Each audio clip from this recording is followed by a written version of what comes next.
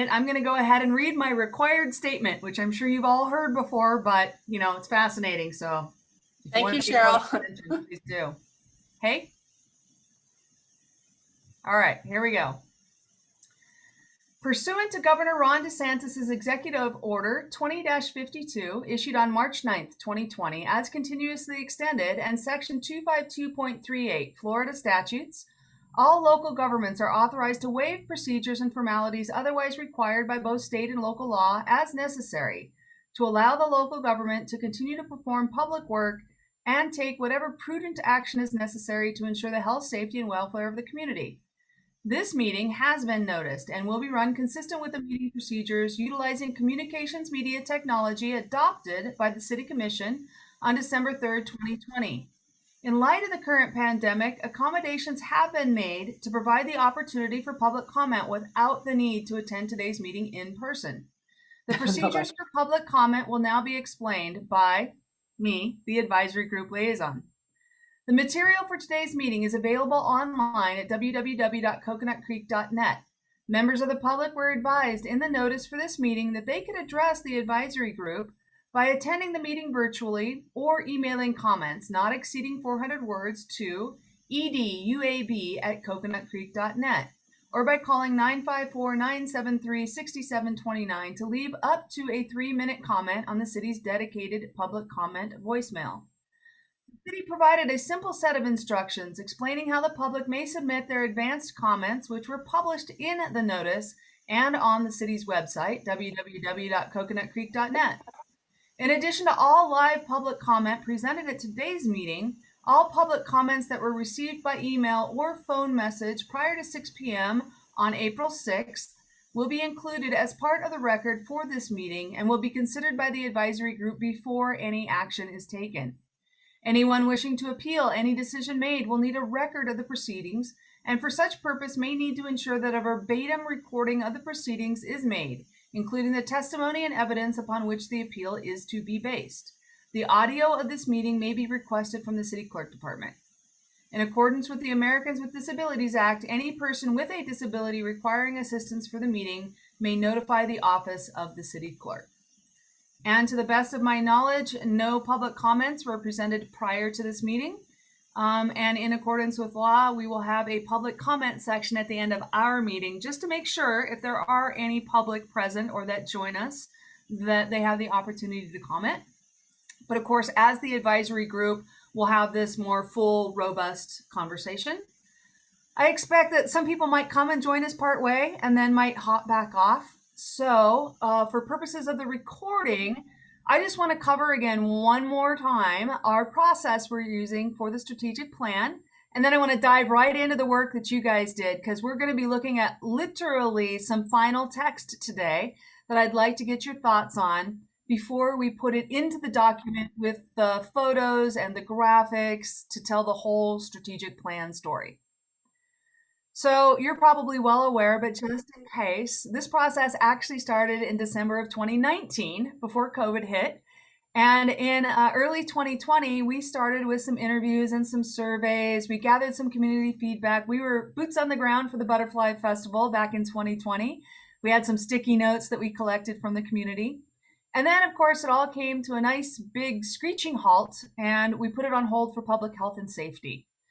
After waiting a full year, we picked it back up again in late 2020, early 2021 with a second survey. The questions were exactly the same. We just wanted to re-release the survey. Another set of interviews for community members and other ways for the community to get engaged and give us feedback. The two main ways that the community will be giving feedback, one has already been held, and it was the community visioning session where Elise, the graphic artist, did a live sketch of the community vision. And I have a final sketch to show you today. It's super cool. And second will be a final community meeting, which I would encourage you all to attend. Some invitations and some notices will go out. Y'all will get a specific invitation and notice as the advisory group. I'll make sure of that. But that meeting will be to review the actual document that we've created. And again, it's going to be an 18 to 20, maybe a 30-page document. It's going to have all this text that we are going to finalize today. We might see some changes to the text because the staff will continue to work on it to make sure it's based in reality, to make sure it's legally possible, to make sure it's something that's within their purview. So you may see some changes to the text, but that will all be put into this document. That community meeting, we mentioned it at our advisory group last week, will be on Wednesday, April 28th at 5:30 p.m. It'll be a live Zoom webinar. We will send out or post a copy of the document beforehand so that people can see it. It won't be the first time they'll have seen it. So keep your eye out for an email. As the advisory group, I'll send you a specific email with a link to that document so you can take a look at it as well. Then, of course, we have you all, the advisory group. The intent and purpose of your group is to take a lot of this input from the community, the survey, the interviews, the vision document, all of that, and sort of create the framework, the bones of what's going to go into a strategic plan. And that's what we did most of the work last week. I then wanted to hear any feedback or comments. We got a lot of feedback and comments. So I sort of have I'll call it a final draft to show you today. I think the main conversation that I want to get your feedback on is around the vision. Because if you were there last week, and many of you were, we decided we needed to revamp the vision a little bit. So I have some suggestions for you based on your comments around that. So I want to stop there and do a couple of things. The first is check in to see if anybody has a question about the process that we used, the time frame, the process, any of our meetings, any of that sort of procedural process type work. All righty.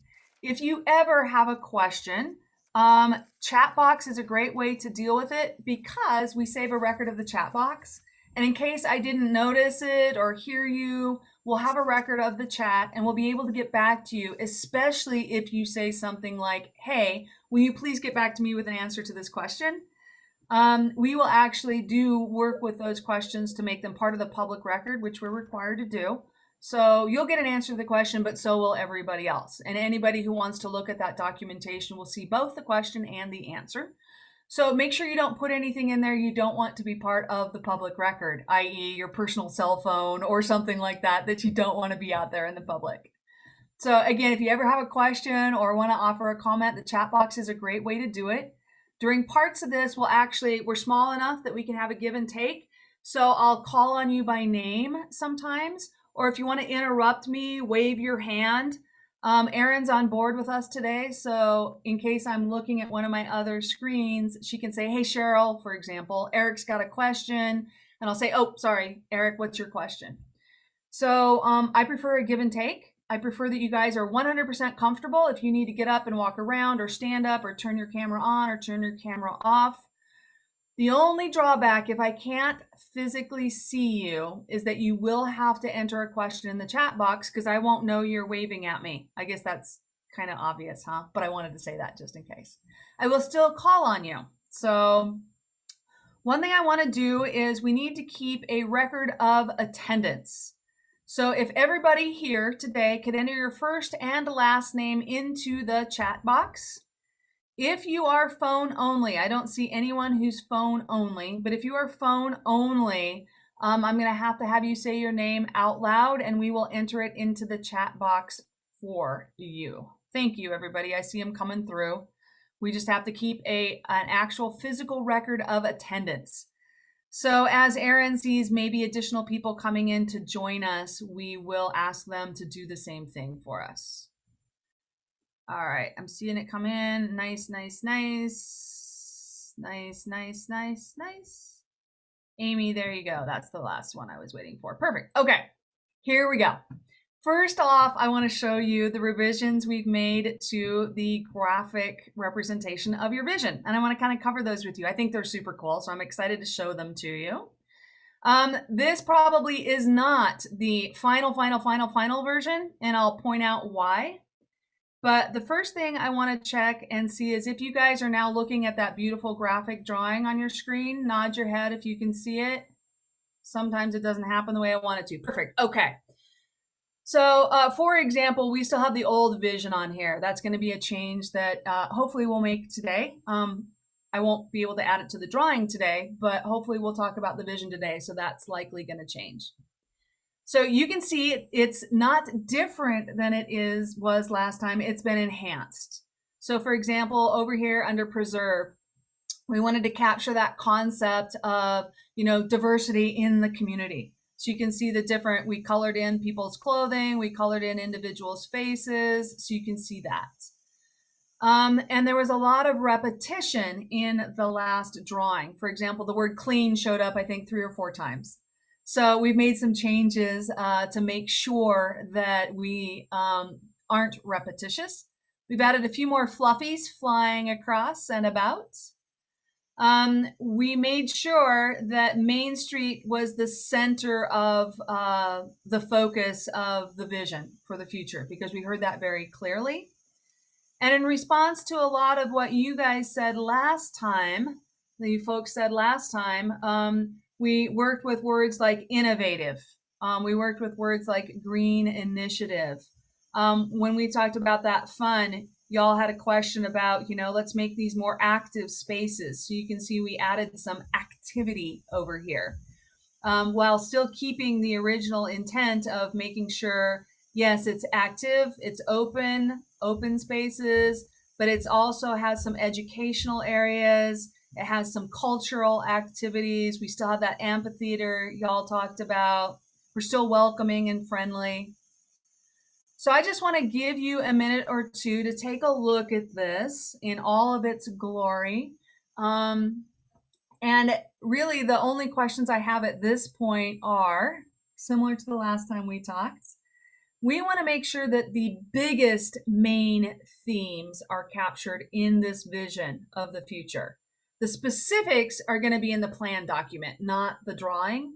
So we want to make sure that the biggest main themes that the community talked about are captured here. And we also want to see if you have any recommendations for improvement. Theoretically, we spelled everything right. But if you catch us doing that, make sure you let us know. Or anything else that you can think of that would make sense to you.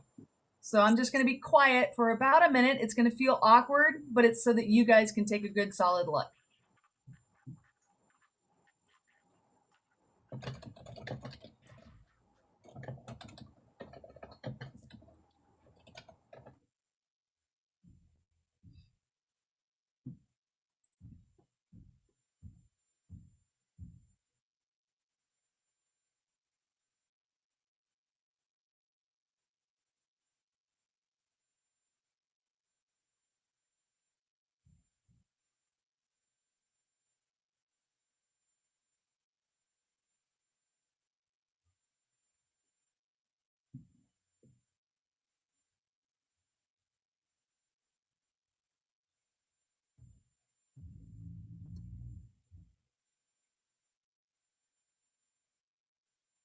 All right.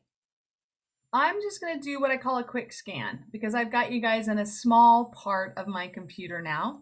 So it helps if you are on camera for this part of the scan, because I'm literally just going to kind of roll my eyes up and down. Oh, amphitheater's misspelled. Thank you, Amy. See, I knew somebody would catch something awesome on this. So amphitheater's misspelled. But I'm going to sort of start from the bottom of my screen and roll my eyes upward and see if any of the advisory group has any feedback or comments in a way that would improve this document. If you do, wave at me, let me know. All right. Awesome. Okay. I'm going to stop sharing on that screen. I was really actually just kind of laughing about the misspelling because I didn't catch it at all. So I'm so glad that you guys did. Misspelling of amphitheater. Easy to correct. Okay. So for those of you that weren't with us last time, we worked on several things, 4 main things. The first was we talked a little bit about the vision statement for the city of Coconut Creek. So that's the first thing I want to come back to this time. And I'm going to drop some stuff into your chat box for this conversation we're about to have. The second thing we talked about were what I call these big areas, these key areas of focus. Those are really big picture, 2 or 3 word areas that are going to be critical to the future success of the city of Coconut Creek. And then we talked about some details underneath those, big picture goals, and we actually got into some projects. So that's what we're going to work on finalizing today. The first will be the vision. So I dropped this into the chat box. So if you're a chat box person, take a look. I'm also going to share my screen, which might be another or easier way for some of you to take a look. So what you should be looking at now is, I'm going to pull a control on this so we're just looking at this piece. What you should be looking at now is something that says a vision update, and it lists the current vision. The current vision that we talked about last time was the city of the future with a personal touch. Everybody seemed to like the personal touch. It was more that phrase, the city of the future, that didn't feel quite right. So after working and getting your comments and feedback, I came up with 3 potential options. My goal today isn't to wordsmith a final 100%, this is it. I want to get to an 80%.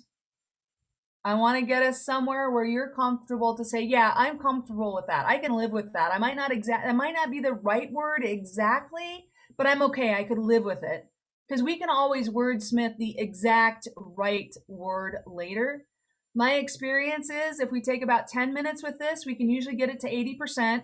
And I'll note the concerns that you might have with any of the options, i.e. a word doesn't fit right, or it's not exactly, it's too long or it's too short, whatever your feedback is. So I want to give you a moment to take a look at all of this. I'm going to read them out loud. So we heard a lot from you that we wanted the city to be innovative, forward-thinking, progressive, but still have a small town feel and have that personal touch. So you can see that these words are showing up. Proposal 1, an innovative and progressive city with a small town personal touch. That's our vision for the future. We might have a lot of that today, but it's so important. We want to make sure that we hold tight to that in our vision for the future. The second proposal is just slightly different, a city with a personal touch, where innovation meets sustainability and diversity integrates with our small town feeling. Proposal number 3, an innovative, diverse community with a small town personal touch. So there's no right or wrong. There's no good or bad per se, but one of these may resonate with you more than another, and or you may like some of these words. For example, I've had people say, hey, I really like proposal number 1, but could we add the word diversity to it somewhere? So what I want to do is literally kind of go one by one through the advisory group and see if you have some feedback or comments. And after we do that, then I'm literally going to see where you are. I'm going to ask you to pick one after we've done some, revisions to them. I'm going to ask you to pick one, not because that's your it's absolutely 100%. I'm just trying to see where the majority of the group might fall. So as we're looking through this, I'm going to go with Eric first, and then Alicia, and then Colleen. Add to any one of these 3 in a way that makes sense to you. If you're fine with all 3, say you're fine with all 3. If you have some strong feelings about one or the other, now would be the time to do that. And then I'll come way back around at the end to Eric again and say, which one do you like best? All right, Eric, I know I'm throwing you under the bus, sort of hypothetically, of course, first, but what do you think? How would you improve these?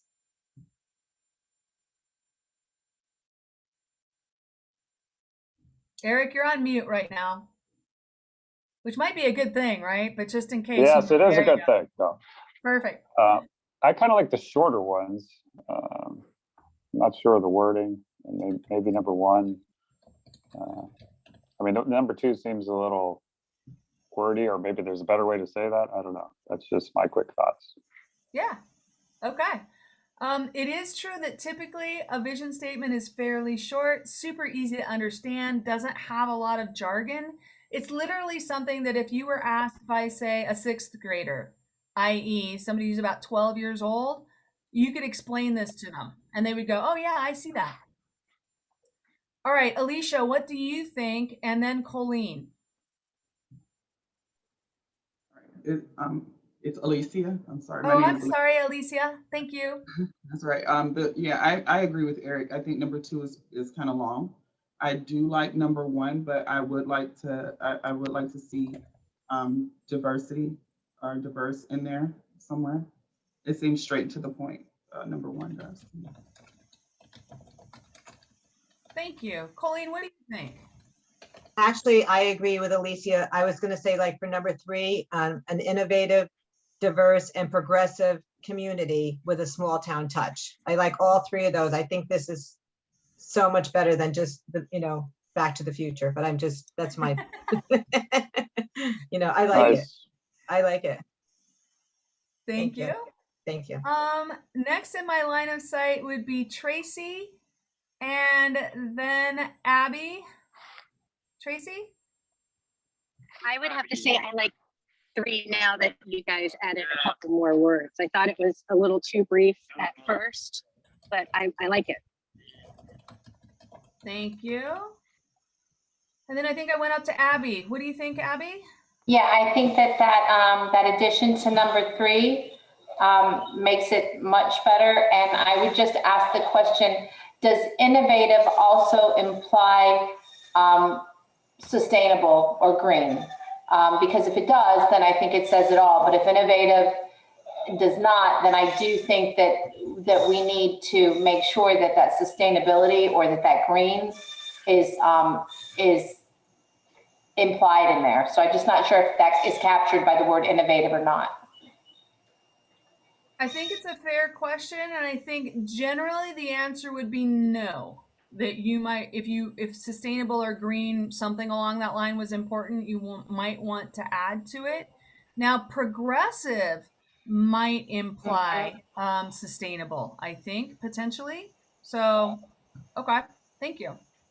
Amy, what do you think? I agree with what Abby was saying. We definitely want to focus on the sustainable portion of our city because that's huge. Almost in everything we do, we try to keep that in mind. Okay, thank you. Karen, what do you think? I think that the word progressive I think it's an all-encompassing word that it takes care of the sustainability and the green initiative, as well as diversity. But I feel it's important to put diverse in there, to have that as a major component. I think progressive takes care of sustainability because a progressive agenda in the city usually takes care of things like sustainability. Thank you. And I know we had a few new people join us, which is awesome. Thanks for coming on board. If you did just join us, can you please enter your name in the chat box, first and last? We are required to keep a record of who is at our meeting. And I don't mean to scare you, but I wanted to ask you a question, and that's the question we're talking about. You can see on the screen that we have a couple of opportunities to improve the vision statement. And it is totally fair for those of you I'm about to call on, because you just joined us, to say pass. But if you did have some thoughts or feedback on the proposed changes, I would love to capture them. So I see Patricia. Patricia, would you like to offer any thoughts or feedback about the vision? She might not be actually sort of with us. And I see someone at the bottom of my screen, but unfortunately the way my system is set up, I can't read. I see Rachel. Rachel, do you have anything that you want to add? I'm just reading them over now because I tagged in a little late. Of course. Just give me no one second. problem. Take your time. We'll come back full circle. How's that? And I see Lenny joined us. Lenny, do you have any thoughts or feedback on it? I just now got on. No problem. So what we're talking about here, and for those of you that have been with us, I'm going to ask you to pick your favorite one. So when I come around to you, if you still have some improvements to make your improvements with me. I'll duly note them, and then we can come back full circle and see if you have a number one. But so it looks like the group might be leaning toward proposal number 3 with a few additions. So proposal number 3 was an innovative, diverse, and progressive community with a small town personal touch. Now, the question came up about this one, what about being sustainable or green? And the thought is that as long as we all understand this, I think it's fine, to leave in or take out certain words, as long as we're all on the same page with it. So the idea is that potentially press does capture the concept of green. I'm going to stop sharing for a minute because my screen decided not to love me anymore. So I'm actually going to turn off this screen for a second. Aaron, you might have to take over. So just a word of prep there, okay? So the idea is that I'm going to come around and I'm going to ask you all y'alls, if you will, what your favorite is. And if you could just use the number 1, number 2, or number 3. And if you could also then tell me, like, I like number 1, I would vote for number 1 if you did this. That would be helpful to know. And then we'll move on from this to our next piece. So Aaron, if you are up and running, would you please do me a favor and call people's names out and record their number 1, number 2, and number 3 for me? That would be awesome. Sure, absolutely. All right, let's start with Karen. I like number 3 with the addition of the word progressive. And I'm sorry, Karen Brooks. We're actually, hey, sorry, I didn't mention this to you, Aaron. The staff is here just to kind of listen and learn. So skip all the staff. So skip Karen, skip Keisha, skip Sheila, skip Yvonne, but make sure we capture the advisory group. Okay. I'm sure Miss Brooks will let us know what she thinks. Not to worry. I think I will for sure. Okay. All right, let's skip down to Colleen. Number 3, thank you. Okay. Alicia?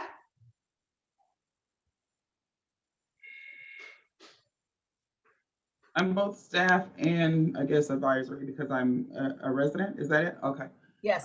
Yes, I like number 3 as well, as long as progressive is added. I like that. Thank you. Thank you. Eric?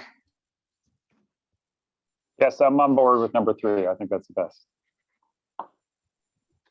Okay, Abby?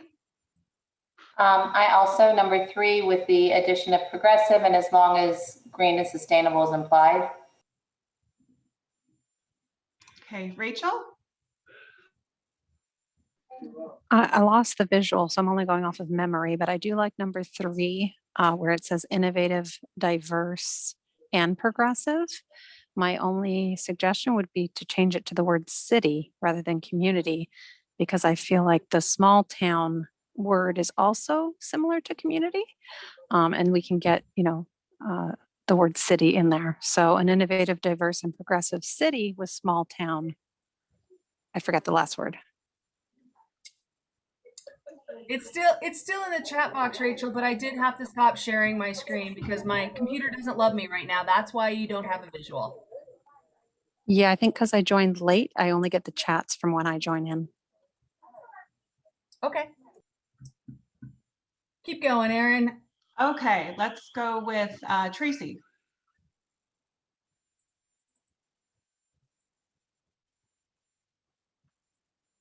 Tracy, are you there? All right, let's move on to Lenny. I don't see anymore the 1, 2, and 3 presentation. I don't see it in the chat, perhaps because I joined in late. Okay, we'll come back around. Not a problem. Keep going, Aaron. All right, and then Patricia.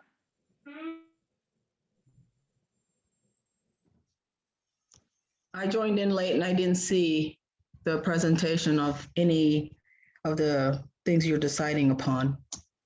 Okay. Erin, I think I'm back up and running, so I'll take it from here. It sounds like, for the most part, that the advisory group that was able to, go through the whole process with us has a strong preference for version number 3. The one concept that was added to it is potentially that the word city instead of community. So what I'm going to do is I'm going to put both of those options into your chat box just so you can look at it. And if we have time at the very end, we will come full circle back around and see if you all prefer city or community. So there you go. It's in your chat box. And I am going to move on to our next piece. So the next piece that we talked about were these big key areas of focus. And let me sort of set the stage for you. We have 6 of them. And key areas of focus are really those big picture areas that are explained by just a few words, that we know those are the most important things for the city of Coconut Creek to focus on. Really big picture, really broad. You might even call them initiatives. They're so big and they're so broad. And from there, we narrow down underneath each one of those key areas of focus to say, okay, what are our big picture, big goals in these areas for the next 10 years? And then you can come down to sort of 5 years and 3 years and 1 year. So for us as an advisory group, I got a lot of feedback from you all since the last meeting about these key areas of focus, and we've amended some of them. So I want to walk through these 6 with you. I'm going to share my screen again, talk about them, and after each one, I want to sort of get your feedback. So I'm going to give you set in the big picture. For the group that was here last time, you'll see some changes, and I want to put that in context for you. And then for those of you that haven't joined us, you'll hear the big picture, and then we can talk about each one. And this is really where I want to focus the majority of our time this morning to make sure we've hit the themes that the community want us to hit, that you as an advisory group see what you want to see reflected in here. So I'm going to share that with you now that I have fixed my little problem. So you should be looking at my Word document on my screen. I'm going to kind of like run my eyes around and see if anybody's given me, Colleen always gives me the high sign if I'm missing something. So I'll rely on you. All right. So what I originally did here was I took all of the community feedback, the visioning session, and I created from those the themes that were the most common. At our last advisory group meeting, the group added to, subtracted to, made more of these themes. And since then, we've done that one more time based on the feedback. So here they are, all of them. I'm going to run through them all. We'll come back one by one. Sustainable environment. We called this last time, if you were with us, sort of protected open space, but it's bigger than that. So I wanted to step it back up to this issue of a sustainable environment. That includes the protected open space. That includes the green initiatives. That includes those innovative approaches that we talked about, EV charging stations, this move to different types of sustainable energy, whatever that may look like 10 years from now. This is all captured in this area. Healthy and vibrant economy. This is not a new one, but it's separated out into its own category. The community talked a lot about, wanting to support small businesses, wanting a healthy economy, wanting jobs here, wanting to keep that light industrial base that you currently have as an opportunity to have people have jobs within the community and to have a mix of opportunities for a healthy economy. Multimodal transportation system. I highlighted multimodal because I still don't like that word as a descriptor. What I'm really trying to say here is that the system's accessible, it's well maintained, you can expand it, that it's easy to get around. And then a part of that is multimodal. So I still don't know what the right word is, and y'all are smarter than I am. So if anybody comes up with a good word today, to describe what kind of transportation system we want. Last time we just said it was multimodal transportation, but this is really a system. This is your roads, your pathways, your bikeways, where people walk, how people get around the community to and from various systems. And in the future, of course, we may do more driving, we may do less driving. We don't know. So I didn't want to be just about, just transportation. So this is also, by the way, public transportation. Let me put that underneath here to make that clear. Like, for example, whatever buses may look like, Uber, Lyft, all of that. This didn't change at all. Smart growth. This is where we talked about having that diversity, that mix of housing. This is also where we talked about making sure that the Main Street project, comes into play. This is where we talked about having, the ability to grow in a way that protects our small town feeling, but that doesn't, eliminate the opportunity to prosper. So even though we're protecting that small town feeling and look, that we might still be adding some multi-story buildings, especially in your Main Street project, that we might still be having the opportunity to talk about some other opportunities for growth that we don't even know about today. This is one that I titled, this was a lot, Abby, by the way, this is a lot of the work that we did last time, and I'm trying to capture it here, and I want to caveat this. A lot of the conversation that the advisory group had last time, some of those things are not things the city can do. They don't have any control over those types of things, like after school programs.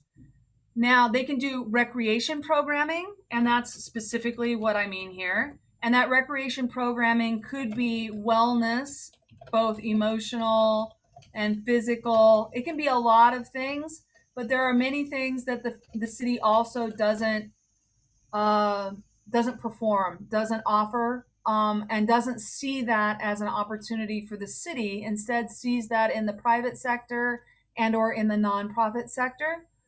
That's not to say that the city wouldn't support that and help that and do their best, but the city itself wouldn't offer some of those services. They're either county services or private nonprofit services.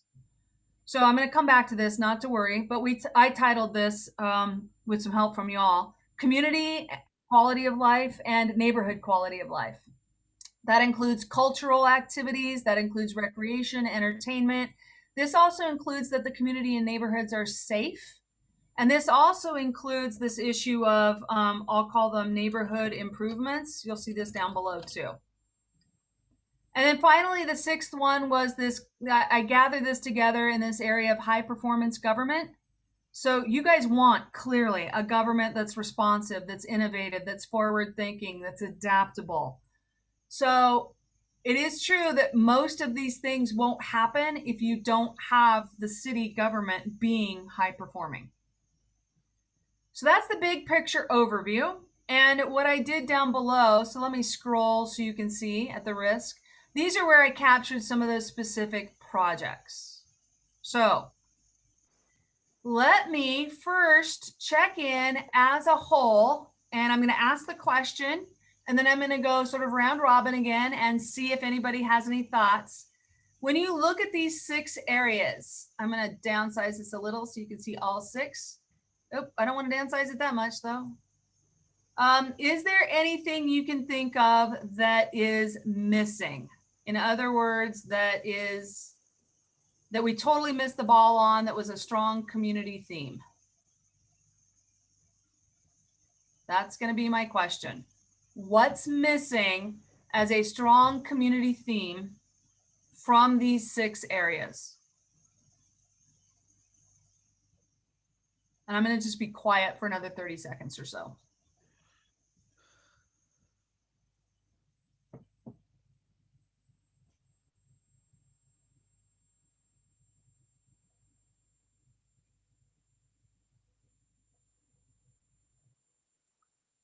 And this time in my vision, I'm going to start with Rachel. Then I'm going to go to Karen. And then I'm going to come, that's Karen Matroni. And then I'm going to come to Amy. So again, it's totally fair to say pass. It's fair to say, nope, nothing's missing. It's fair to say, I think something's missing and this is it.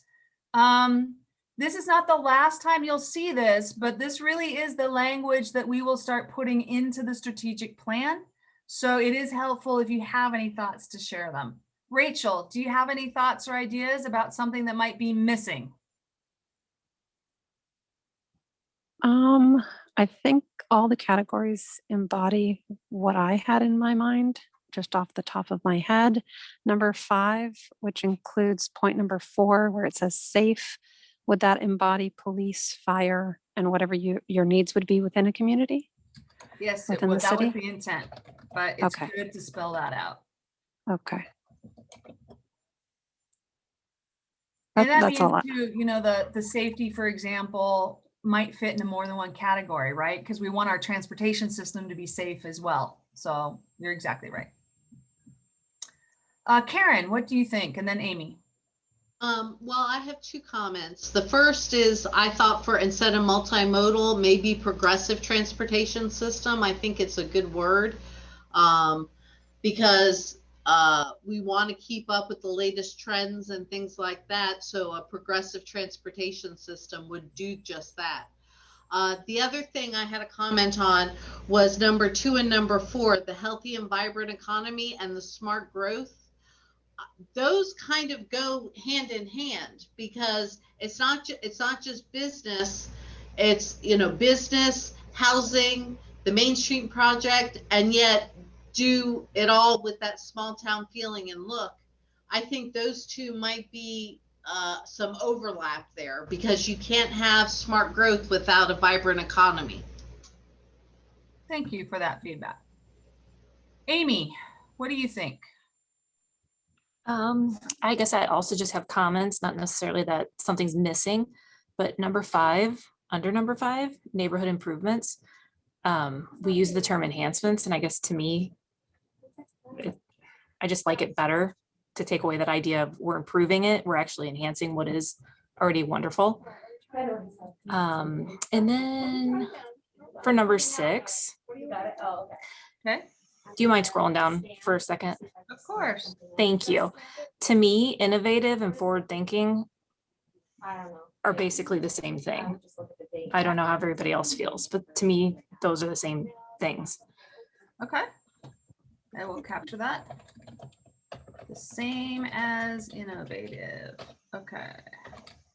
By the way, anybody who has just joined us, if you could enter your first and last name into the chat box, we need to keep a record of your attendance, so that would be awesome.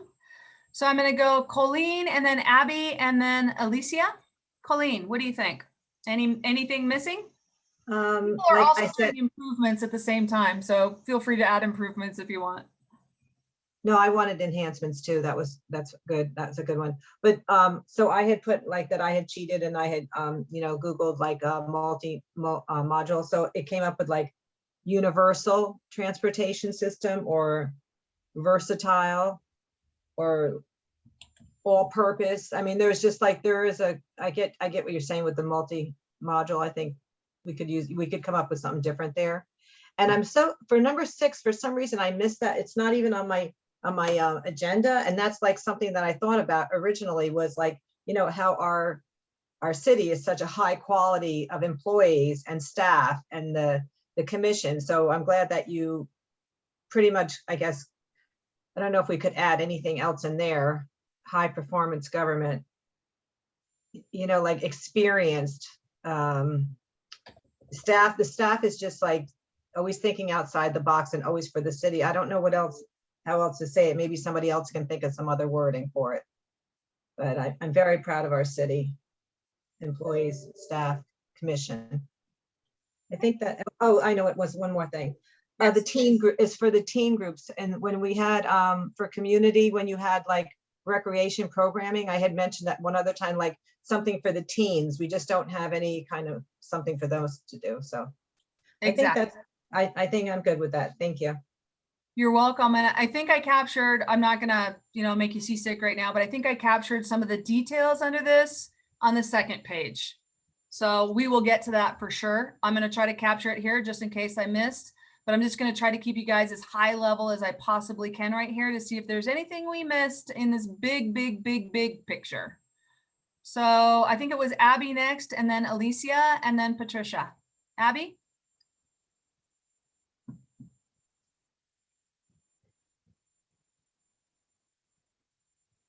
Sorry about that, I couldn't unmute.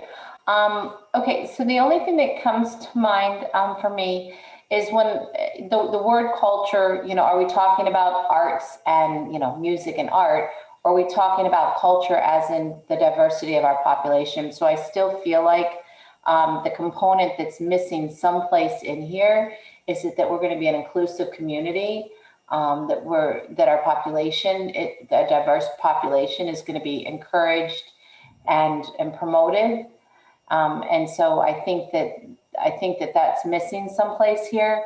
And then I'm also going to kind of respectfully disagree. I do think that it is the responsibility of the city to help promote emotional wellness within its residents, because otherwise we're going to pay the price in our policing and just the emotional impact that it will take on a community. And so I do think that emotional wellness fits someplace within the city's responsibility, even if that is to encourage promoting nonprofits or programs that are going to promote emotional wellness. But I feel like to say that it's not the city's responsibility, well, it will certainly be the city's responsibility to pick up the pieces should we have, God forbid, a mass shooting or some tragedy within our community. And so for us to just say, well, it's not the city's job, I think that being proactive is the city's job. And so, I understand if it doesn't belong here, but I just wanted to have my voice heard.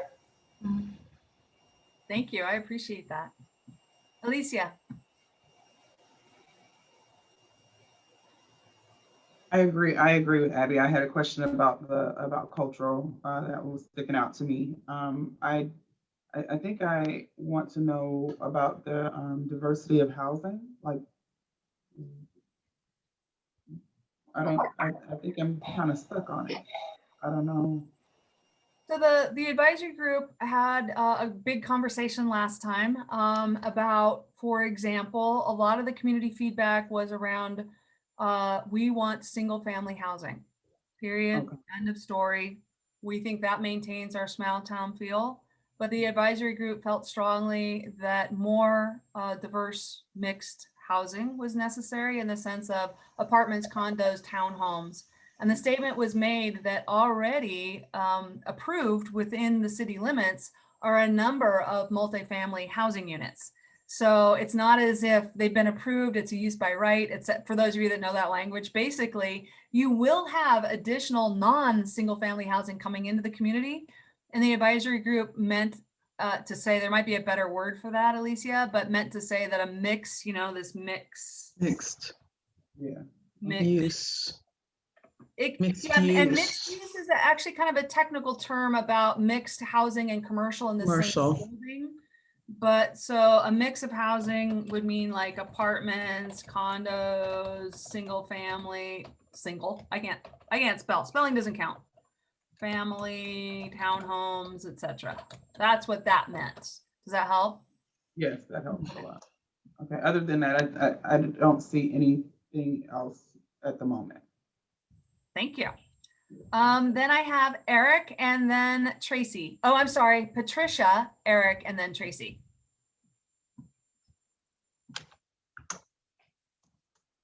Can you hear me? Yep, I can hear you.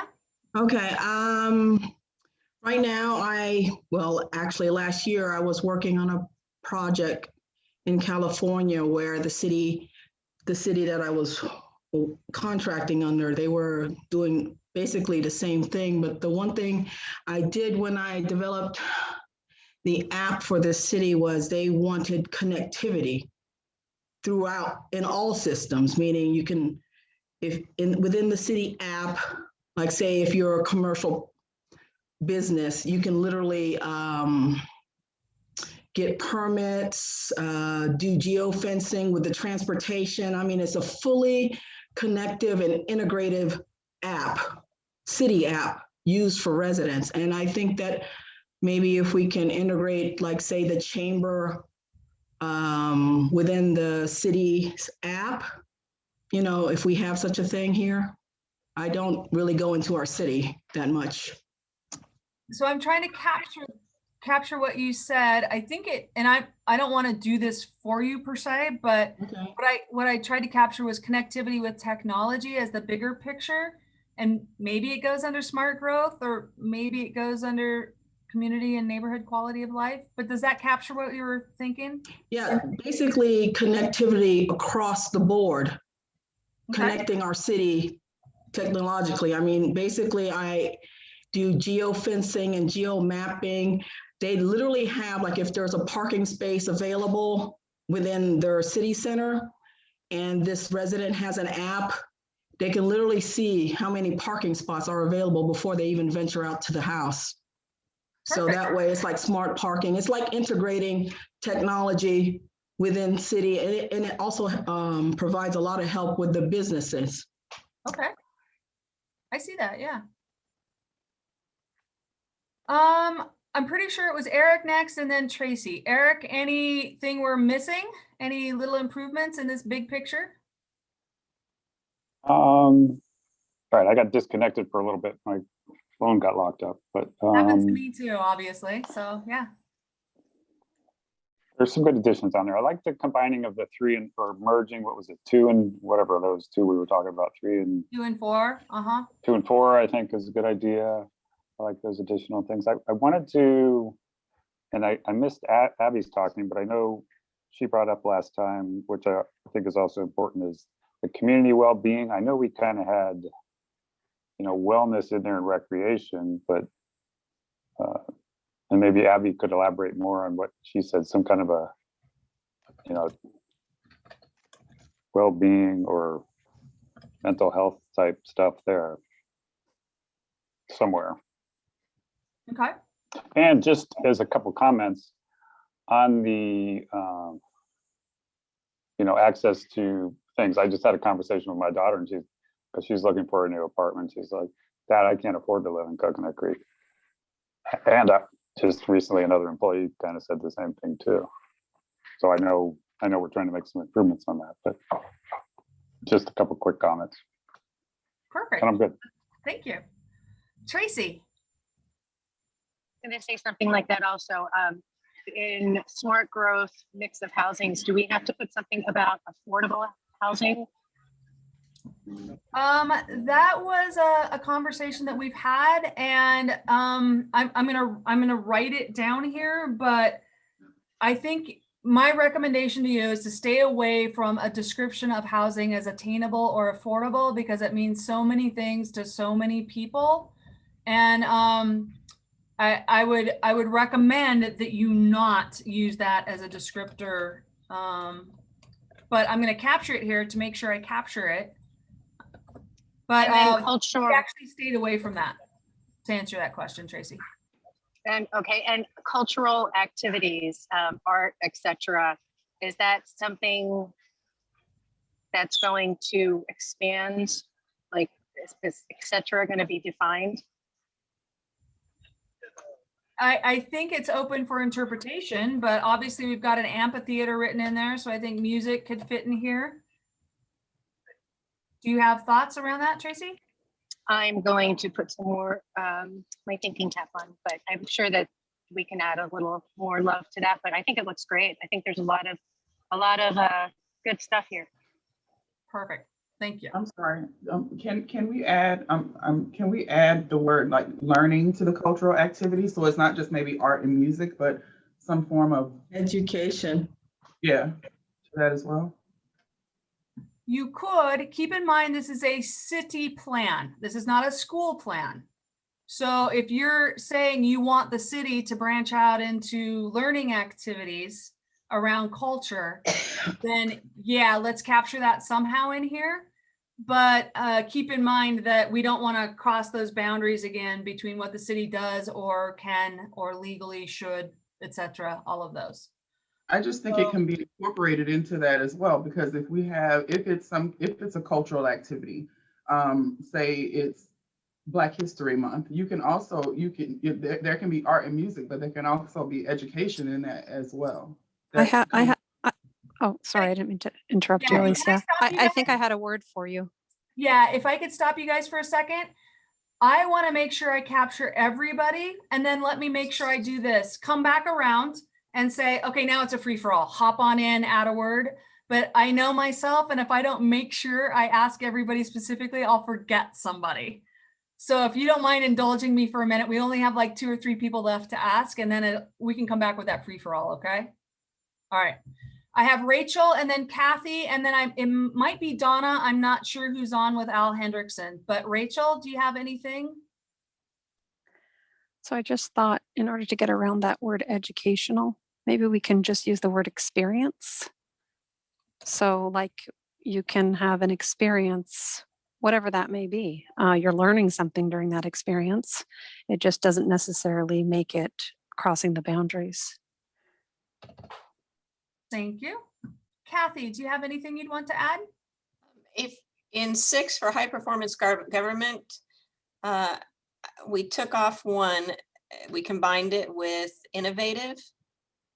I think it was there. I didn't actually combine them. I still left them separate. Okay, might be the same. Forward thinking. What I thought of as when we were talking about forward thinking was more long range planning. That was actually where I would have gone with it too, but okay, thank you.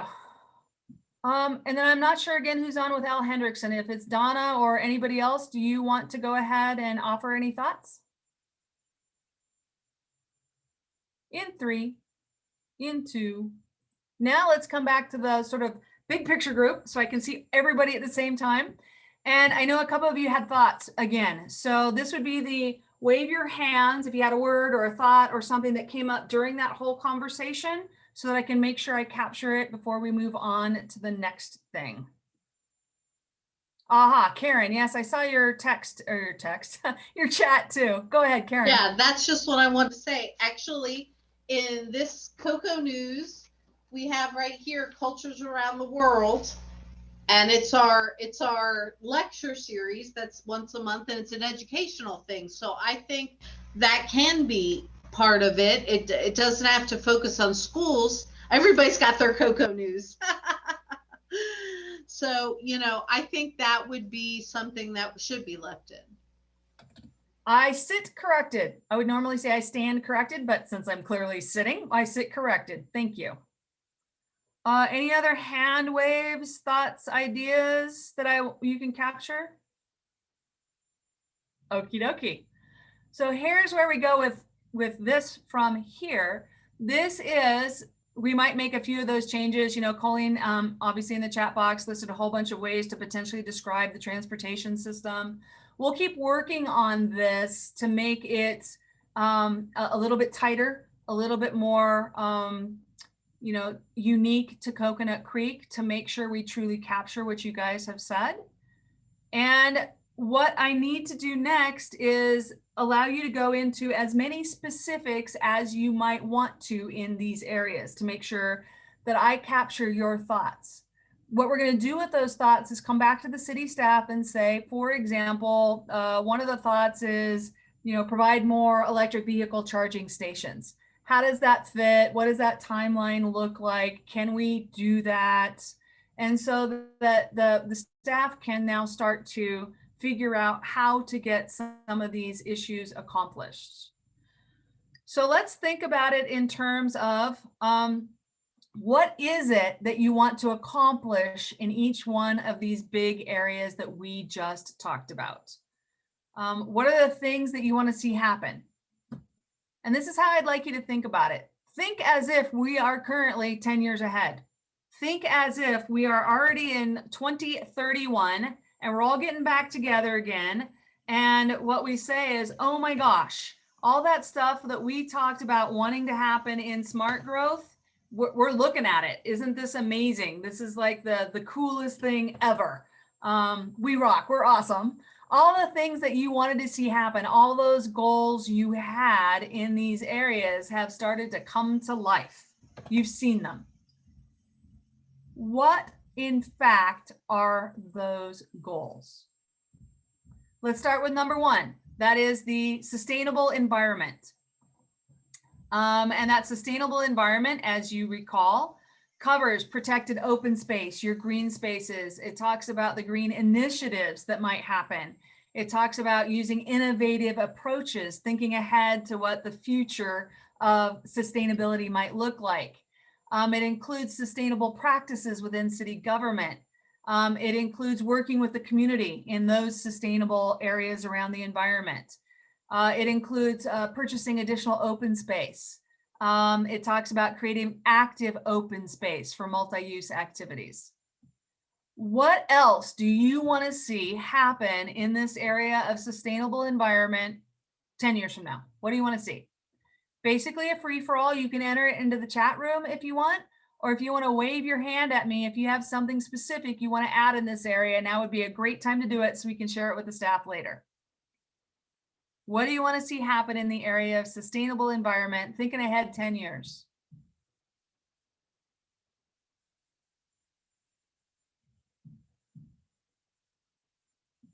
We talked a lot about this last week with the advisory group, so it doesn't surprise me that not a whole lot more is coming up. Not to worry. You're not required to have something, right? All right, let's move on to this idea of healthy and vibrant economy. And let me check in for a second. It sounds like potentially to this group that the category is really smart growth and that healthy and vibrant economy is a part of the smart growth. Is that safe to say? I'm looking for some thumbs up or some head nods to be able to combine those two. Okay, let's do that. So let's talk about this as smart growth, which includes a healthy and vibrant economy, which means you might be talking about incentives for companies, certain types of businesses. That definitely means that you have to have an appropriate level of revenue to be able to sustain the services that you want to see in this area. It definitely means that you want to complete the Main Street projects. It talks about development policies that encourage multimodal transportation. It talks about digital information that's easily accessible. It talks about potentially incentivizing things like art and culture as part of the development projects. It talks about that mix of housing stock to encourage diversity in ages, population, income levels, price points, etc. What else can you think of that you want to see 10 years from now in this whole area of smart growth, vibrant, healthy economy, development, housing? What do you all want to see?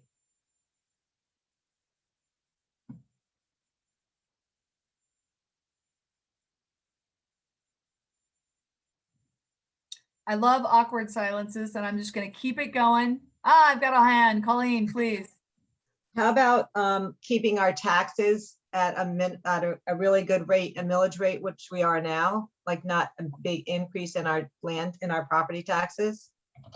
Is that something maybe in the budget, I guess? Back to the government section. Yeah, and I tried, you said that last time too, and I tried to capture it by saying maintain an appropriate revenue level to support community needs and desires.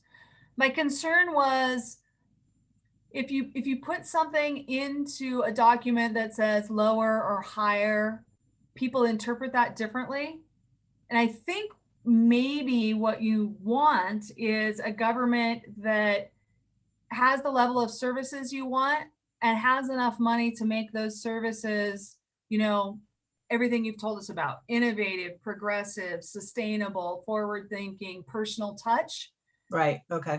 Smart. Doesn't always equate to a low mill levy, although it could. No, not low, but just keeping it, at a fit, like where we're at. That's Okay. No, but everything that you said was perfect.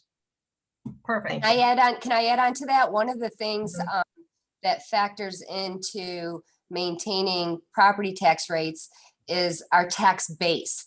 And so if we have a highly residential tax base, our millage rate is going to be much higher. We need a good balance of commercial businesses, residential business, and that all plays into smart growth and so on. But we don't want to have a community that says we don't want any more businesses in the city. We just want residential. The bottom line is that residents take more of city dollars to provide services than businesses do. And businesses pay in at a higher rate or percentage than residents do for the services that are provided, which is one of the reasons we love car dealerships. They provide great tax revenues to us. They require very little city services, and that it provides then the resources to provide those city services to all of the residents.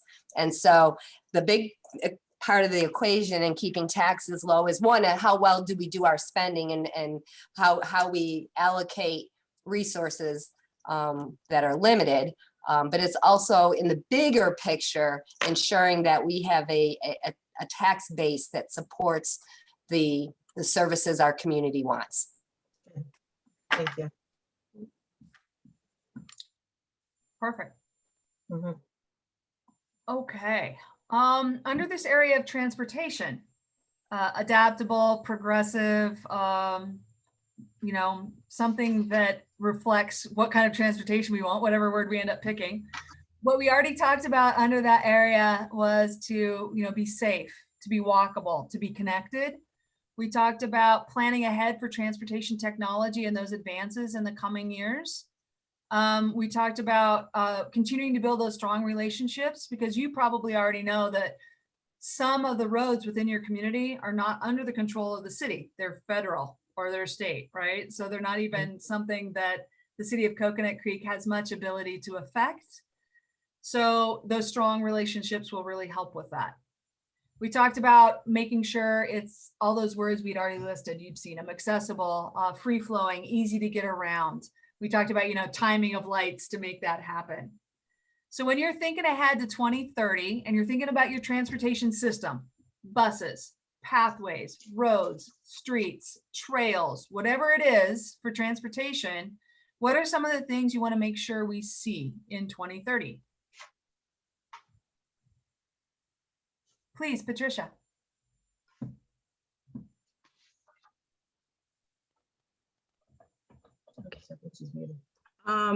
Could we have like a one car less program throughout the city, where the city provides incentives for either residents to basically have one car less on the road? In one of the cities that I developed an app for, they literally give like the bus fare monthly to any resident, you know, up to like 100, so they could stay off the road. They take public transportation. They incentivize people keeping their cars home and off the road. And they supported it by providing, like, say in our city, we have our butterfly bus trolley. It had one location where the bus literally went to the train station just for the people that were in that program. It kept one car off the road, less traffic, and that bus showed up every single time to meet the train at the station, and they were able to, like, say, work in Los Angeles, and they lived in the outer edges of California. And if we keep like one car off the road, could the city provide like a program like that to keep a car? Because one thing is that we have bumper to bumper traffic, and it's even hard to even get to Sample Road. If we had one car less throughout the city, maybe it'll A, cut off on traffic, and B, it'll benefit the residents by A, having one car less for gas, insurance, that kind of thing. Thank you. Anything else come to mind, y'all?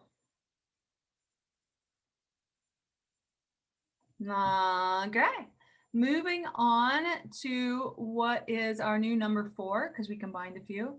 That's community and neighborhood quality of life. So that's where the area of safety comes in. Safety, livable, friendly, welcoming. The neighborhood enhancements come into play here. Trying to make sure I capture what you have from up above. This issue of being proactive, collaboration and connection, youth groups, clubs at the recreation center, promoting the arts, culture, and recreation, and then the issue around emotional wellness of our residents of all ages. So let's talk a little bit about what you might want to see either visually see? Maybe it's a building, maybe it's a program. What do you want to see in this area that we haven't already talked about for community and neighborhood quality of life?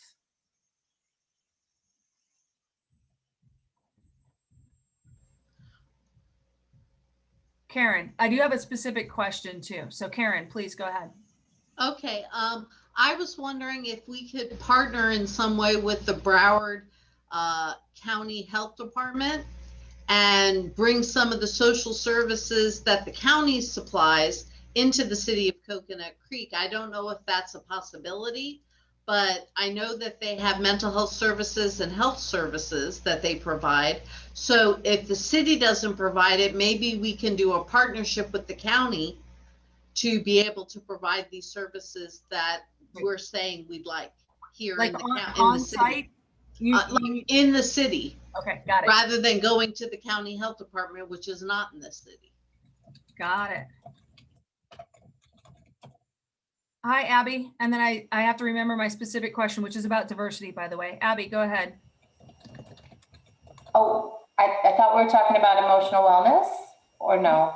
We are. That all fits under community. Okay, all of that. That's what I thought. Okay. Yes, ma'am. And so that we don't get the city in the business of things that they're not in the business of doing, I think that incentives for the nonprofits and encouraging nonprofits to come in the city to come up with a collaboration or a collaborative so that those social services are being offered by those that are experts in it, but that the city has some way to incentivize that, but not just as a silo, to work collaboratively so that we have a well-rounded vehicle for supporting emotional wellness and getting the services to our residents that need it. And as well as, God forbid, there should be a tragedy within our city. If that collaborative already existed, then when we need to all deploy, everybody is an expert in their area and we're not fumbling around and trying to figure out how are we going to manage this, because we're already a cohesive group that knows you do this, you do this, you do this, and we can deploy. Got it. So a few moments earlier, we were talking in this area about the diversity of the community was an important thing.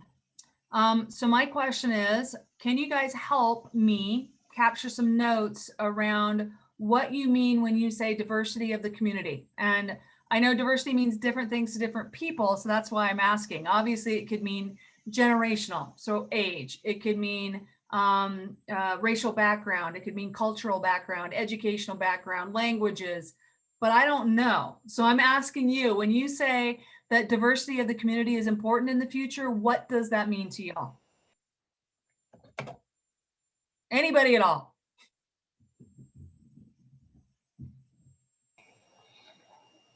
Go, Abby. So I just think that everything that we say and do as a city has to have that culturally diverse lens. I mean, it could go, and I'm just throwing this out there, it could go all the way with Fluffy, and Fluffy could have different sizes, shapes, colors. I just think that everything that this city puts forward should be put forward through a lens of inclusivity and diversity, so that as we represent ourselves and attract residents and businesses to our community, they know that we're every size, every shape, every age, every color, and that that's welcome here in Coconut Creek. And I'm not sure that as we market ourselves now as a city that we actually capture that. And then, of course, programming to go along with that, but I'm assuming that that's already happening within our police department and fire department, all of that behind the scenes programming to within the city as well, to ensure that we don't just talk the talk, but we walk the walk. Thank you. Anybody else on that one that I can capture?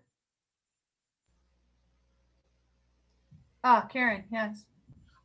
One of the things that I think diversity also should keep in mind is that people with physical or mental disabilities is part of the diversity of our city.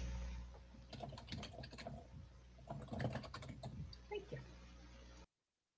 All right, our last one, and that is the one around high performing government and all the things that you all said already. I'm just going to confirm one thing that you mentioned when I go through this. So when you talk about high performing government, there are actually lots of studies. There's lots of literature out there. If you ever wanted to go read up on some of that literature, some of that work done on high performance governments, it's out there for you. But responsive, adaptable, innovative, experienced, great staff, enhanced communication is something we talked about last week that might fit here, and that continuing building of relationships. So a high performing city builds relationships not just internally, but externally with their own community and regionally with other communities and statewide and national. And so it's the full lens of building relationships. And there's this comment about innovative and forward thinking. And when I wrote forward thinking, or when I captured it, I was trying to capture that long range strategic planning, that we think into the future and we try to plan ahead. And to me, when I wrote it, it was something different than innovative. I don't know if that's helpful to you or not. But when I say high performance government, what would you like to see 10 years from now, even if you see it right now, that we haven't already captured? What would you like to see?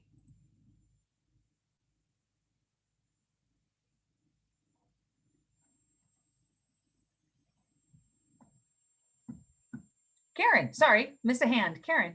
That's okay. One of the things I'd like to see is a more streamlined permitting process for building and renovations, and the building permit process is very difficult right now. I can say that as a business, manager. Got it. Thank you. And technically that might also fit under smart growth. But yeah, I see exactly where you're headed with that. Patricia, yes, please. Because of our recent experience with COVID-19, having access to our local government and local events and news have become so important. Even though we're looking forward, with live streaming our meetings, we actually have to think about residents that don't have access to computers. So basically have a communication system that's just not reliant on one form of technology. I mean, maybe have a local radio signal where residents can tune in, not just television, not just computers, because when I was out there recently, I met a couple of shut-ins, and they didn't even have a cell phone. And I was able to help them with something COVID related. And boy, it was an eye opener meeting people that don't even know how to use a computer, don't have a cell phone. It was really eye opening, just think of how to communicate with all residents, especially now, we know after being shut in for a year, not everybody communicates the same way. Thank you. Rachel, I see you've got a hand up. Yeah, I just wanted to add on to that, especially the deaf community, where they would be using sign language. They may not have certain accesses, or they may have certain technology that needs to be adapted to them. Thank you. All right. I just have one more thing to bring up with you all. And I want to share my screen to do it. It's something called adaptive strategies. So when we talk about adaptive strategies, the idea is exactly what it sounds like. We want to be able to adapt to anything that might come our way, because we just don't know what's going to happen in the next 10 years. We didn't know COVID was going to happen. 15 years ago, I didn't really know that cell phones were going to be a thing. And the way to accommodate that, the way to approach that is in 3 areas. The first is you look at your strategic plan as a living, breathing document. You are willing to adapt your strategic plan as needed to meet the changing needs of the community. Your vision isn't going to change. You still want the same thing in the end. And usually those big areas, those key focus areas, don't change much at all, because they're still the most important things no matter what. What can help, though, is using these adaptive strategies. So these would apply across all 5 of these areas. These are sort of the tools. how we're going to use these tools to accomplish this, the answer is we're going to use all these tools across all these areas. If you were with us last week, you saw the first few, and I added this last one in red to bring up to you today to see if it was a good idea. So, for example, no matter what, we're going to apply smart growth approach to all of our development projects. So smart growth meaning exactly what we've talked about, that we're innovative, that we're forward thinking, that we're trying to build something that's adaptable, that meets the needs of a diverse community, that keeps our small town feel, that has a personal touch to it, that makes it uniquely Coconut Creek. No matter what, we're going to continue to enhance our communication channels and our outreach. And I think you all just touched on that. No matter what, we're going to continue to fund technology improvements both within the city, as in within the government of the city, as well as for the community. So, you know, this can come in several areas. We talked last time about cameras in neighborhoods for safety. We talked about timing lights, which is a big software platform approach. We talked about, you know, how do we integrate potential driverless cars with our technology, that type of thing. And Patricia brought up a number of apps too, right? So continue to invest in, if you will, technology improvements. Keeping the focus on environmental sustainability, those green initiatives, that's going to apply across the board, no matter what you do as a city, as a community, that's going to be a focus for everything. And then I added this one related to community health, which includes to me emotional health, as well as physical health, mental health, safety, and well-being. That's going to be a key adaptive strategy that you'll apply as a lens to everything that you do. I actually, myself, I see one that might be missing here that we just did a lot of talk about. So I want to ask 3 questions. The first one is anything you'd add?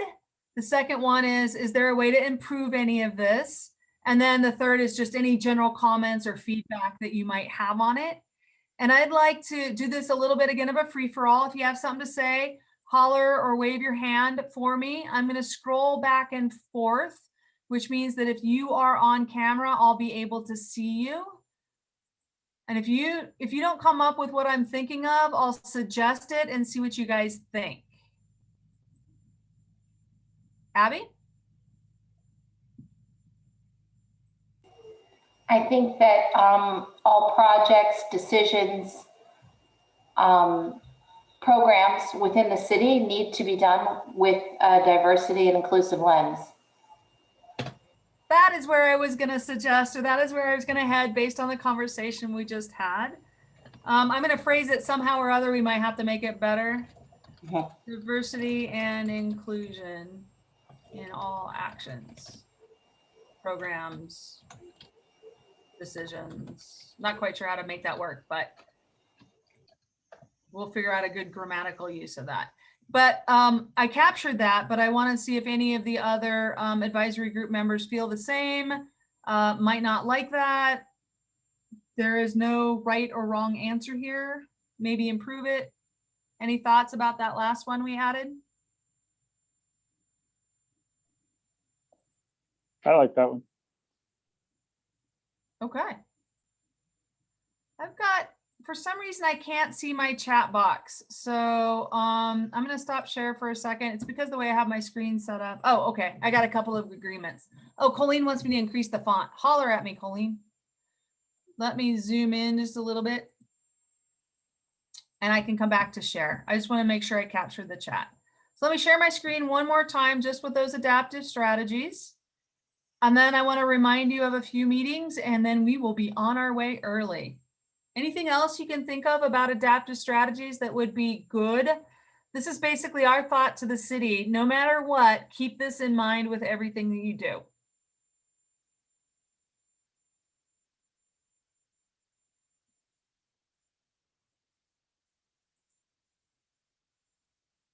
Okie dokie. I'm sorry, I have one thing. Yeah. I don't know if I'm totally off base, so I apologize. But a lot of times too, you know, citizens are concerned about where money's being spent. And although they like seeing the improvements, they want to make sure they're not going to be paying for it on the other side. So something about, keeping cost in mind, even though it may look maybe even fancier than it costs, or it may, have that polished feel, that it's not going to cause any issues on a fiscal standpoint, from their standpoint. Because sometimes you can beautify something and you got it at a really cost-effective rate, but somebody sees it as a little too fancy. And so, yeah, there we go. And I'm not a huge fan of this word, but it has been significantly used throughout the work that local government does. And so it does have a distinct meaning, and that's the word transparent, which means in essence that exactly what Rachel might be trying to convey, I think, Rachel, and that is that Yes. as a community member, as a resident or a business owner or a homeowner, a landowner, I would like to kind of know about these projects and know that the city is being fiscally responsible with them. Cheryl? Yes, it's me. please. I think that the first one, the apply smart growth, that also kind of covers that same topic. Yeah. That's my opinion. Okay. All right. So where do we go from here? What are our next steps? Again, just a quick reminder about that last community meeting on April 28th, which will be a review of our draft plan. So what I'm going to do with this language now is I am going to come back and capture it in two ways. The first way is that we will capture this in the strategic plan itself, which is designed to be a higher level overview without some of the detail that we talked about today. And that higher level overview will obviously be your vision and your mission. It'll talk about these key areas of focus. It'll talk about some of these big picture goals in these key areas of focus. It'll talk about how the city intends to use the plan. It'll mention the community feedback, right? We'll give some examples of what the survey said and what the interviews said. And then we're also going to use this document to come back to the staff internally, as I mentioned, and say, okay, now how do we do this? We know what the community has asked for. Now we have to figure out how to do this. And I'll tell you, in some cases, how might take 10 years, right? It might be 1 year, 3 year, 5 years. It might take 10 years. So that's an important conversation, is how long might this take? Another important conversation is to break it down into smaller steps. It's sort of like, how do you eat an elephant? One bite at a time. So we're going to create an implementation plan that's going to be, quite frankly, super boring. It's going to look just like a spreadsheet for all intents and purposes. It's not going to be pretty. It's not going to be a document anybody but spreadsheet nerds will love. But it will have all the detail about the how do we intend to get this accomplished. So it'll sort of be a blueprint for moving forward. And it will also talk a little bit about one final question I have for you this evening, or this morning, sorry, which is going to be, how are you guys going to know if you're successful? Because it's one thing to say that we want to apply smart growth. It's another thing to say, yes, we succeeded. And it's easiest to succeed when you can measure things with numbers or percentages or visual impact. Oh, yep, I see a building. That's progress. Sometimes progress is very, very difficult to see. So, and it's also can be difficult to measure. So I'm going to come back to my measurements and outcomes in a minute. But what I'm going to say is we should be done with a draft of the strategic plan for you all to take a look at sometime around April 20th or so. So you will keep your eyes peeled. We'll send it out to the advisory group. What we're looking for is, again, this, did we capture? I hope we did, because we're going to repeat exactly what you told us. Did we capture what the community has said to us and what you all think as an advisory group is important? And is there a way to improve the document? You're going to see pictures and graphs. You're going to see language and explanations. And hopefully you won't catch any typos, but you might. So that's the kind of thing you'll see an email from me asking for your help on that. It'll be a pretty quick turnaround, because then we're going to release your improvements to the community a few days before our meeting on April 28th. So I'm hoping for maybe an April 25th or 26th release to the community of that document so that we can then talk to them on the night of April 28th about what they think. And then we'll make any improvements from there and bring it back, hopefully, to the commissioners for their consideration in a meeting in May or maybe early June. So this isn't the last time you'll see this, but from here on out, I think you're looking at refinements, not even improvements necessarily, but refinements. Is that really the right word to use? Or should we add another sentence that better explains it, kind of refinements? So does that make sense? Are there any questions about that or the timeline before I ask your final question? Okay. This is, again, only in your opinion. And let me set the stage for you. Let's say we're talking about smart growth. And let's say you all told me that a great measure of whether or not we're being smart about our growth is whether or not we preserved our open spaces. I would say, good, I've got it. I like that. It's a big picture metric. I can go back and figure out whether that's acres or whether that's square miles or whether that's a number of parks or open spaces. We can figure out the lower down if you don't have a lower down measure. But if you think a good measurement, a good outcome of smart growth is the preservation of open spaces, then that's fairly easy to measure. If you were going to say a good outcome or a good measure of growth in smart growth is the diversity of housing units, we can also measure that. That's pretty easy, right? How many single family homes do we have versus how many multifamily homes? Something like healthy community is much more difficult to measure. There are measurements out there, don't get me wrong, right? How many people access our services? How many beds are available in the hospital? How many people go to urgent care? How many people partake in our recreation programs? They're out there, but it can be a little bit more difficult to actually determine if that is a good outcome. So you can see where I'm headed. Let me come back up. I'm going to share my screen with you because we're going to go back up to our very first idea, which was sustainable environment as an area of focus. So my question to you then is, what are the big picture things I can measure where you would tell me, yes, we are successful at creating a sustainable environment because this happened. What would this be to you all? And if you would do me a favor and either wave your hand or interrupt me if I don't see you, or even add it to the chat box. Again, we're saving the chat box. So if I don't capture it, or if you think of it as we're on to something else, you can enter it into the chat box. So what do you think would be a good measurement of sustainable environment as we've described it and talked about it today?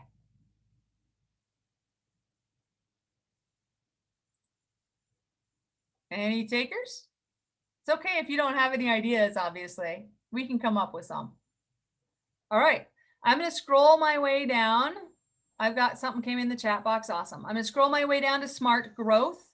It's one I just talked a little bit about, so you might have some more in-depth thoughts about this. What would you guys say would be a good measurement of whether or not we were successful in doing smart growth in our community? I've got some more coming in the chat box. Awesome. Karen. I think one of the ways to measure smart growth is, and to measure growth is to look at the vacancy factor in your commercial, office, and industrial spaces.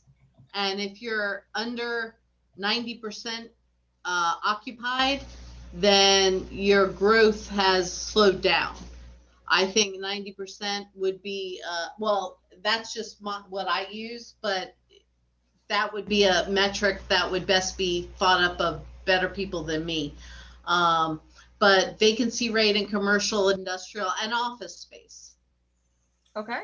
Because all of those speak to your growth factor as a city. Thank you. I'm going to do a quick scroll through here. Okie dokie. Let me scroll my way back down. and talk about this transportation. What would you all say is a good measurement, a good outcome where you would say to yourself, oh yes, we were successful in achieving our description, adaptable, etc. Great, awesome transportation systems. What would you say that would be?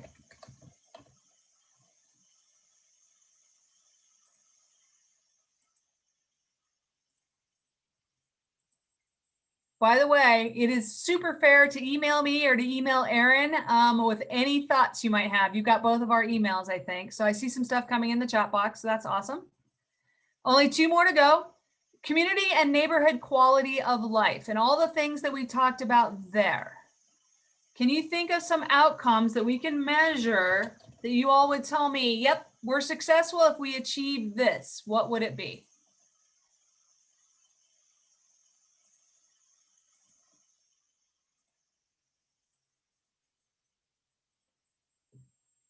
Okie dokie, one final one here, and that's the high performance government. What would you tell me if I asked you, again, same idea, if we achieved this, or if I saw this, I'd know that we were successful at being a high performing government?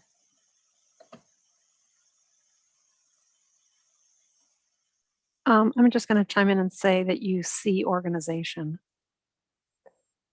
And when you say organization, can you help me out a little bit about a descriptive for that? I guess as a resident that you see things flowing well, meaning I don't know how to put it. Things are accessible, let's say information. Okay, yeah. Depending on your range or whatever you're looking for. But I see where you're going with that. That's helpful. Thank you. All right. I'm going to copy a few things out of the chat box, but I think I would like to ask the staff to unmute themselves because I made them be quiet the entire time and they might have had some questions that they wanted to ask to gain some more insight from you, or they might have some comments or feedback that might be helpful. And at the very end, I think Karen Brooks is still with us. At the very end, I'm going to save Karen for the very end so that she can even close us out at the end. So when I'm looking at the staff, I see Yvonne first as I scroll across. Yvonne, questions, thoughts? No, I think so far, a lot of the suggestions I think were wonderful. I like the fact that, we're showing progress in this whole visioning process. The feedback I think was amazing, and I just look forward to, continuing along this process, but I don't have any questions at this point. So I just want to say thank you to everyone. Thank you. Miss Sheila, what would you have to say? Well, I would say I appreciate the idea that the group focused on the mission statement and the vision statement. And I think we were actually looking for some guidance in that area. So I appreciated the dialogue in that area. No, I think it's a wonderful guidepost to get us going on, the bigger initiative. So thank you for your participation. Keisha, what would you have, if anything? No questions, just a comment kind of piggybacking off of what Yvonne and Sheila say. Definitely appreciate everybody's participation, and it's really interesting to just be able to sit back and hear the input from residents and business owners and other stakeholders, and the input is so valuable. I mean, I'm sitting over here just in awe at some of the ideas and some of the just being able to work so well together. I'm just truly impressed. And like Sheila said, the mission and vision really was a help because we were kind of talking about it internally, like we want to make sure we're not missing the mark. So I think that feedback was definitely valuable for that process. So thank you to everybody. I do believe that is all. Some of the staff sort of came and went. Of course, I know some of the staff are actually members of the advisory group, but Karen, anything from you or anything you'd like to close us out with so we can head on out to fun things today? Well, yes, I certainly don't want to be what separates everybody from going out and doing fun things today, but I do echo the sentiments that were expressed by Sheila and Keisha and Yvonne. I really do appreciate everyone's input and participation. I know it's hard to get this group together, and everyone is so busy, but did take the time out. So we're looking forward to the results of it. What I see coming together is very exciting. I liked, thank you, Cheryl, for helping us separate a vision from doing actual activities towards that vision. And you know, I thought that was helpful today, how you worked us through all of that, and separating some of the thoughts and ideas that were really more actionable items as opposed to visioning items. So I hope to see that all reflected in the plan as it comes forward. So thank you everyone for your continued participation. And I just really want to offer up to everyone too, my availability and access. Please feel free to reach out if you have any questions or concerns in the city, whether it has to do with this process or anything else. You know, we value your input and your participation and being good civic stewards of our community. So thank you. And I get to end on the funnest of the fun notes. I know that's not a word. And that is, the city really appreciates your service. And as just a small gesture of their thanks and appreciation, they have a goodie bag for you at the front desk. You just show up at the front desk at City Hall, say that you are a member of the advisory group, and there is a goodie bag waiting for you. And if there's for any reason that you can't pick up that goodie bag, we will hold on to it or figure out a way to get it to you if you cannot make it to City Hall. No time pressure whenever you get around to it in the next couple of weeks, but we know this took a lot of time and energy out of your very valuable day. And I do this for a living, and I can tell you this is amazing and very gratifying to have the community input and feedback, and it's going to make this plan amazing. So thanks everybody. Have a great Bags rest. available tomorrow. The bag's available tomorrow. Oh, tomorrow. See, I lied. They're not available today. They're available tomorrow, which is Thursday. I keep getting my days of the week wrong this week. Thank you, Yvonne.